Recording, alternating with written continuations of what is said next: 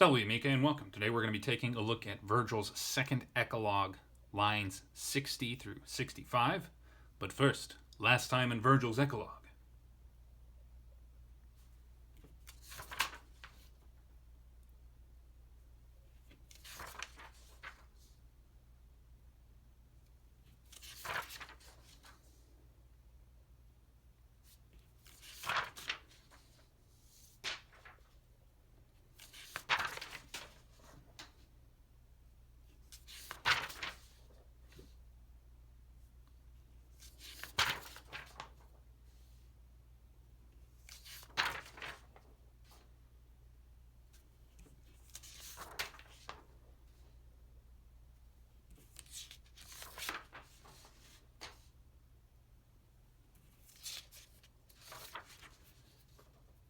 And there we have it. Here's a rubric, everything we look for as we go through the text. Let's get started.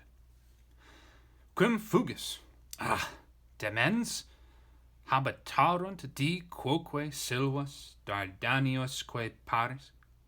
Pallas quas condidit, arces ipsa colat. Nobis placeant ante omnia silvae. Torva aina lupum sequitur. Lupus ipse capellam, florentum cutissum sequitur lasciva capella. Te corridon, o Alexi, trahit sua quemque voluptas. And there we have it. Taking a look back at the beginning, we have our verb right here with fugis. This comes from fugo, so we've got is, a second person, singular, present tense, active, and indicative verb, meaning to flee. And well, who is our subject? Can't be quim. Instead, quim here with the em is going to be an accusative singular masculine as the object of fugis. And demens then must be our subject with an s there. This comes from demo, demere. It's a third, and it means not really what it looks like, because look in English it looks more like demon, but no, instead we got here the word demented derives from that. It can also mean mad, raving, or distracted, but this is a nominative. Right now, nominative, singular, masculine, present, active participle, and I think the subject is supposed to be Alexis, and the green and yellow agrees there with me. So, Corridon's not being very nice. Then is just an exclamation. Other ways of spelling it that exist in the surviving documents are also AH, exactly like the word that we use. It's like sigh or something like that. So what, or maybe whom, are you fleeing? Distracted one, demented one, mad one. Is the argument would be that Alexis is mad for fleeing Corridon. So I'm going to write that down, and then we'll continue on to the next sentence. Okay, and as I was writing it down, I realized that demens could also be vocative, Corridon speaking directly to Alexis. Of course, the other option is, why are you the demented one? Or why are you being demented, fleeing, rather than just referring to him vocatively, if that's the right word. So that's another option in there, I suppose. Moving on, we have habitarunt. Got our ending runt and our stem habita. What we have had happen here is we've had a V and an E drop out. This runt is the perfect ending off of the verb habito, habitare. This will sometimes happen with first conjugation verbs, as I think I've mentioned before. The other instance that I can think of is in Vulgate Proverbs 22, I think. And then it's also appeared elsewhere in Vergil's writing. I think even in this Eclogue, but I don't remember where that happened. Anyway, so this is a third, not singular, plural, perfect tense, active, and indicative. VE dropped out. Means to live, to dwell. D there we have our nominative, plural, masculine, irregular form from deus, the E and the I elided together, so that we only have the single vowel there. Quoque also. I'm not sure what also is doing here, but we'll come to that in a little bit. Silvas with that AS right there. Habitarunt. the gods live forests. Yeah, that's not what's going to... It's got to be. So instead, it has to be talking about location. I don't know why Vergil, except... I know it wouldn't make sense for him to do it metrically, because the ablative of place where, the ablative locative form, would be the same value as this accusative plural that we have with the as. So, yeah, I'm not sure what's going on there, because the gods also live into the woods. No. Oh, wait. I forget. Because in Greek, and this is also true sometimes in Latin, in Greek you have the preposition pros plus accusative place to which normally, but it can also mean at. I think para is the better option for those two. So in means like in within, but ad can also mean with the idea of at. So then what we might have going on here is accusative of place at which. And feminine. So I'm going to guess that's the case, because about the only way that I can reconcile those two. But our sentence is not yet done. We also have Dardanius que paris. We have que here connecting two of the same type of object. We have us, and we've got is right there. Paris is a Greek name, and I didn't look up the form of the Greek name, so I don't have that detail to write in. But we've got a lot to go through here and in the next Vergil video anyway, so don't want to waste too much time. Dardanius means Dardanian, of course. Trojan is something that we would recognize more. Paris here is Alexander from the Trojan War, the man who steals either the real Helen or the phantasm of Helen, whichever of the legends you go with. So, what I think Corydon is trying to do here is he's trying to say, I live in the forest. A lot of gods also live in the forest. And you know what? Paris, at one point, at least the green and yellow informed me, was a shepherd himself, and he's known as one of the great lovers. So, I'm just like them. So, yet another humble brag, I'm sure. So, this is going to be nominative, singular, masculine. I don't actually know if Paris declines in Latin. I think this is the first time I've ever seen Paris in Latin. Dardanius is going to be modifying him, but I think the normal form is Dardanos. So what we have here with the I is we have a diminutive form, so a little Dardanian. There was one of the fathers of the Trojan people, I think, must have then been named Dardan. But I'm going to write all this down and join you again shortly. All right, and now we're going to be entering into a contrast that Corydon is going to be making with this previous sentence. We have palas here, with that as as our ending is a nominative of the Greek, so nominative, singular, feminine, and Pallas is one of the names for Athena, the goddess, the virgin goddess, it's important to note, of Athens. Well, what is Pallas doing? Well, we've got a relative clause starting off right with quas. Condidit is the verb with quas, so I'm going to close off that, and we'll come back to it momentarily. Arches with the es must be accusative, plural, and arcs are feminine, so this is nominative form arx. Ipsa modifying Pallas with the nominative singular feminine, and then colat is the main verb in the main clause here. At for third, singular, present, active, but this comes from colo. Yeah, it must come from colo. Colo colare, so it is a third conjugation, then that a tells us that it is going to be subjunctive. All right. All right so far? Yes, yes. So, Pallas, Athena, colat means to tend, to cultivate, to care for.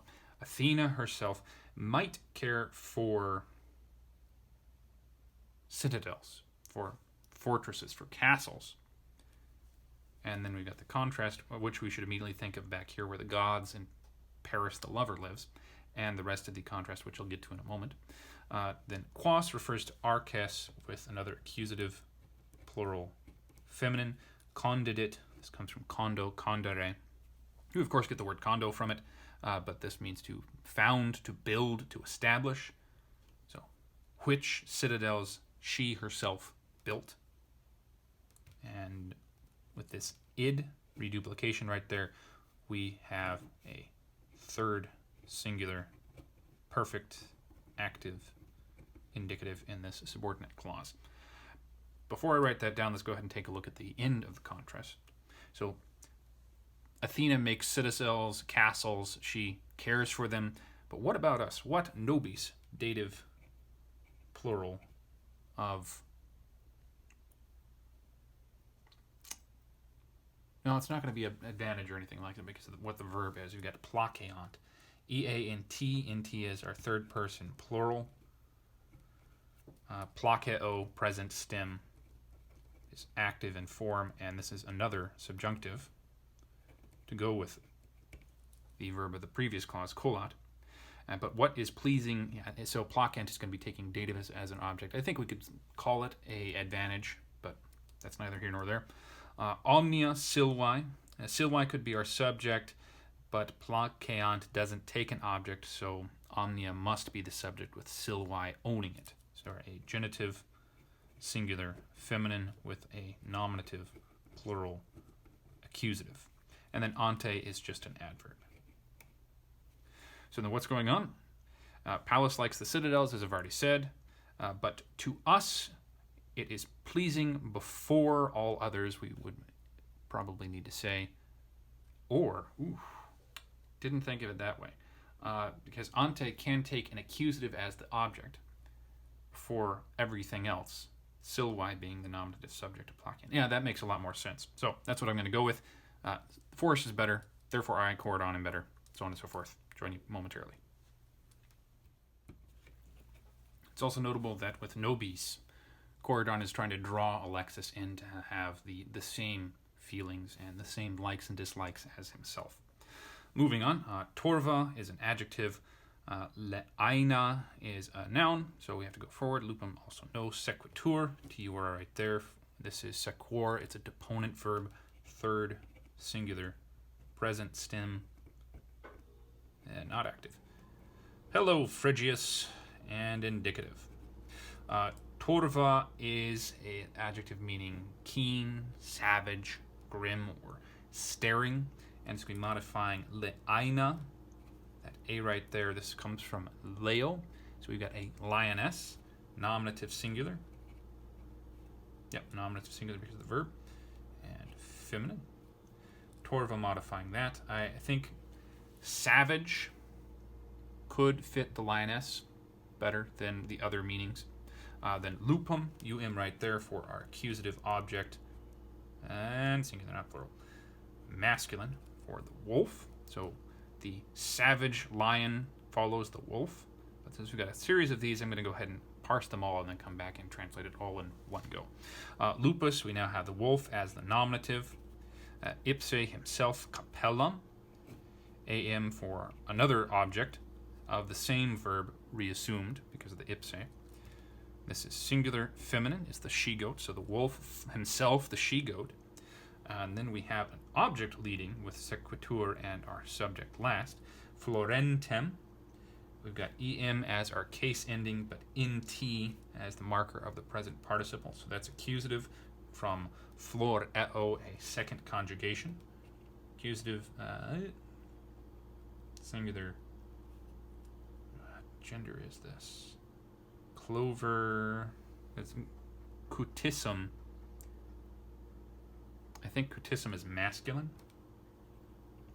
There'll be a note, possibly. Present, active, participle, it means to blossom, to bloom. Cutissum, as I already said, is clover. This is going to be another accusative, singular. Again, I think masculine, but I'll put a note. Sequitur, don't need to parse that. Lasciva is, I think we get the word lascivious, something like that from it. It means playful, petulant, roguish, wanton, or frolicsome. So we've got a goat here. Frolicsome, I think, is the best word. So that's what I'm going to go with. Modifying capella with our A, we now have our nominative, singular, feminine. We just have a list of the different things that follow after each other. Note, though, that a lion is able to follow and the wolf can be afraid, though lions don't normally hunt wolves, as far as I'm aware anyway. Wolf can hunt a goat, and a goat will definitely be afraid. And a goat most definitely can hunt clover, but the clover cannot be afraid. Final part of it. Te koredon. So we've got accusative singular masculine here for the object of, well, our next subject. O Alexi, with the O and that I right there, we know that this is going to be a vocative singular masculine, with clear implication being that Alexis is the subject, should be chasing Coridon. But I think instead that what we've got going on here is that the reality which Coridon will somewhat realize in the next page of what I'm going to be working on. Alexis is more like the clover. He doesn't care. Anyway, trahit it right there for our third singular traho trahere troxy? Trexy? Yeah, neither of those sound right. But present tense, active, indicative.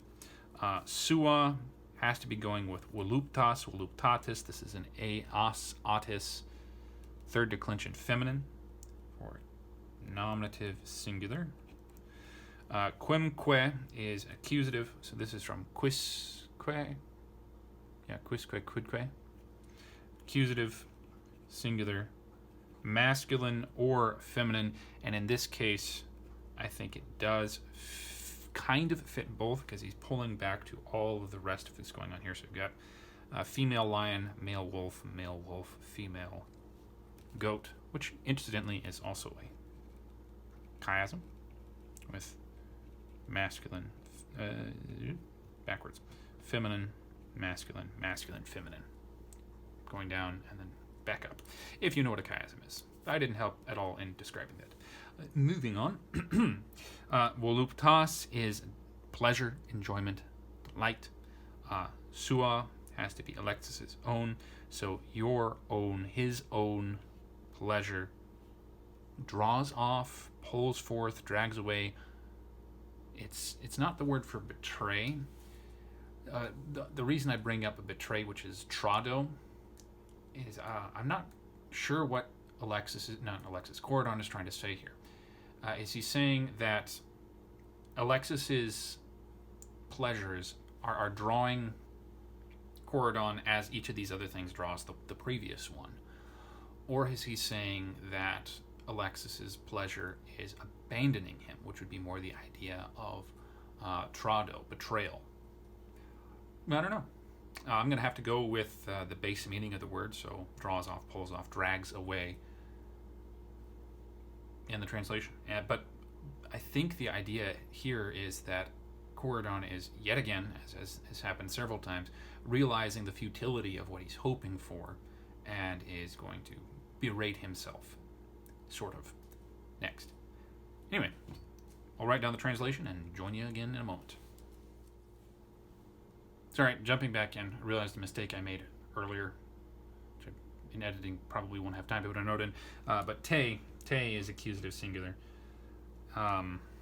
Coridon is not. Coridon is nominative singular masculine. So two things are not related. It is Coridon who's chasing Alexis, which makes Alexis kind of like the blossoming clover. He doesn't care.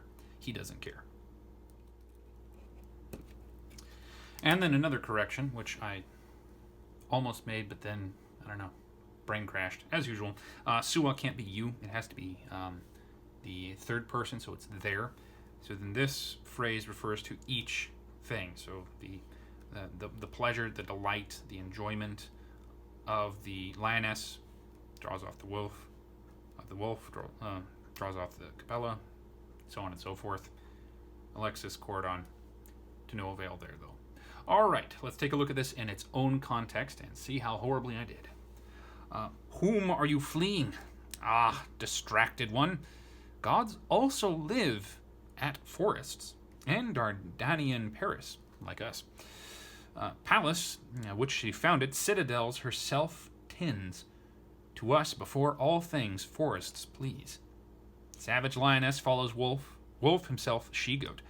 Blossoming clover, frolicsome she-goat follows. You, I had to insert by to keep the word order, Coridon, O Alexis, their own pleasure draws off with 2 Fs each one. And there we have it. Thank you very much for joining me, and I hope this has been helpful for you, and I hope that you have a very good day. Wale.